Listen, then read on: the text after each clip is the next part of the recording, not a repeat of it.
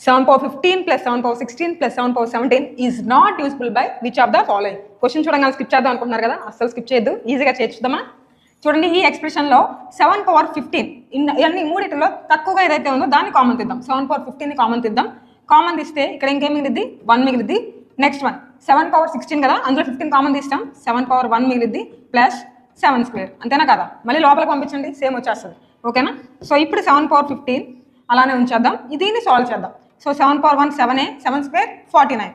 1 plus 7 plus 49. How much? 1 plus 7 is 8.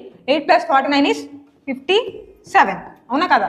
ఓకేనా? So ఇప్పుడు ఈ ఎక్స్ప్రెషన్ని ఇక్కడ ఏది డివైడ్ చేయట్లేదో అది మనం ఫైండ్ అవుట్ చేయాలి. ఫస్ట్ వన్ చూడండి, 49 అంటే 7 స్క్వేరే కదా, సో ఇక్కడ పోయిద్ది కన్ఫర్మ్గా, అది డివైడ్ అవుతుంది. 343 అన్నారు, దీన్ని మనం 7 క్యూబ్గా రిప్రజెంట్ చేయొచ్చు. ఇక్కడ 7 power 15 ఉంది కాబట్టి 343 కూడా ఇది డివైడ్ చేస్తుంది. నెక్స్ట్ 19 అబ్జర్వ్ చేయండి. 19 3s ఎంత? 57 కాబట్టి 19తో కూడా డివైడ్ అవుతుంది ఎక్స్ప్రెషన్. లాస్ట్ మిగిలిపోయింది 25 కాబట్టి అదే ఆన్సర్ అయి ఉండాలి.